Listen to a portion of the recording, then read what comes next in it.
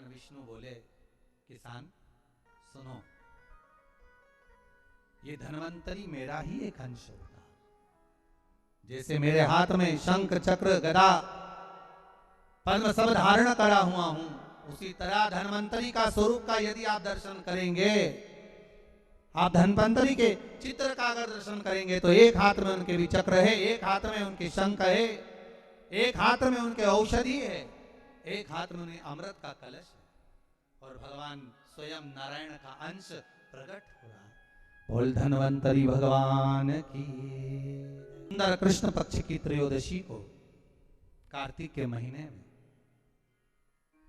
धन्वंतरी देव का पूजन, धनतेरस का पूजन माना जाता है। सुनो किसान, एक सुंदर भूमि पर देसी गाय का गोबर से लीपन कर कर, अगर गाय का गोबर ना मिले सुंदर जल से लीपन कर कर, वहां एक सुंदर चौक को पूर कर, आप सभी को ज्ञात होगा कि चौक पूरने में रंगोली का प्रयोग नहीं होता। आप लोगों को मालूम होगा चौक पूरने में आटा और हल्दी का प्रयोग होता है।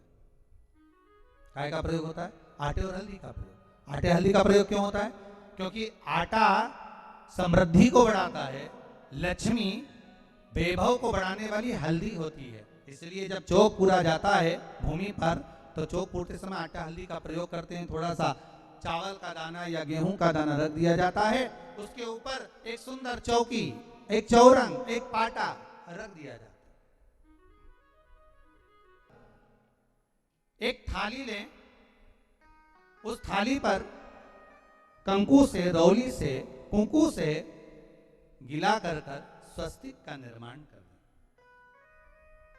स्वस्तिक का निर्माण कर कर घर में अगर चांदी का सिक्का हो, अगर चांदी का सिक्का नहीं हो, चांदी का कॉइन नहीं हो, तो अपने घर का 1 का सिक्का, 2 का सिक्का, 5 का सिक्का, 10 का सिक्का, जो भी आपके घर में हो वो कॉइन ले लें। महाराज उसको थाली के अंदर रख दें स्वस्तिक के ऊपर, फिर उसका स्मरण करें। आटे के 7 दिए बनाएं, एक थाली में, एक प्लेट में रख लें, घी के दिए बनाएं और उसमें सुंदर बाती को लगा दें। ध्यान दीजिएगा, इसमें जो बाती लगेगी वो लंबी बाती लगेगी। लक्ष्मी जी की पूजन में जितनी भी बाती लगे वो लंबी लगे। महाराज घी के दिए लगा दें 7, सातों दियों को प्रज्वलित कर लें, प्रकट कर लें। एक दिया तेल का लगा लें। तेल का जो दिया लगाया है, जहां पर आपने सिक्का रखा है, कॉइन रखा है, उसका लेफ्ट हैंड, मतलब आप ऐसे बैठे हो तो आपका सीधा हाथ की ओर आप तेल का दिया लग दें। और जो 7 दिए आपने लगाए हैं वो लक्ष्मी जी के राइट हैंड, मतलब आपका लेफ्ट हैंड हो गया, लक्ष्मी जी का राइट हैंड, आपका लेफ्ट हैंड हो गया, आपका उल्टा। वहां पर 7 दिए जो आपने प्रज्वलित करे हैं वो प्लेट में रख दें। सुंदर थाली जो आपने पूजन के तैयार करी है, उसमें कुंकू, रोली, हल्दी, अबीर, गुलाल, चंदन, मौली, लाल धागा, मौली, अमरबेल के टुकड़े, कमलगट्टे, हल्दी की गांठ, सुंदर भाव में उसको रखें। जल का पात्र सुंदर आनंद से, जो क्वाइन चांदी का और देसी क्वाइन आपने जो रखा है उसका जल से पूजन करें। पूजन का जो समय है वो प्रदोष काल से प्रारंभ हो जाता है। कब से प्रारंभ हो जाता है? प्रदोष, क्योंकि शिव के द्वारा निर्मित है लक्ष्मी पूजन का। महाराज क्वाइन का पूजन करें, कंकु आदि से पूजन करने के बाद दोनों सिक्कों को उठा लें। दोनों क्वाइन, जो चांदी का सिक्का है और जो देसी क्वाइन है, उसको उठाकर उस पर जो कलेवा है, मौली है, नाड़ा है, लच्छा है, उसको लपेटना प्रारंभ कर दें और उसको लपेटें। पहले चांदी का सिक्का लपेट दे, फिर देसी सिक्का जो आपने रखा है, 1, 2, 5, 10 का जो सिक्का रखा है उसको लपेट थाली में उसको रख लें। फिर वापिस उस पर जल का छींटा देकर उसका पूजन करें। महाराज हल्दी, रौली, मौली, चंदन आदि लगाकर सुंदर भाव से चावल को हल्दी में भिगो लें और पीले चावल कर कर उल्टे हाथ में चावल लेकर माता लक्ष्मी के ऊपर जो 2 सिक्के रखे हैं उनका पूजन करें। साथ में जब चावल छोड़ते जाएं तो गणेश जी का भी स्मरण करते जाएं। हे रिद्धि सिद्धि के दाता श्री गणेश जी महाराज, आप हमारे यहाँ पर सदा माता लक्ष्मी को लेकर, कुबेर भंडारी को लेकर सदा विराजमान रहे, नारायण को लेकर सदा विराजमान रहे।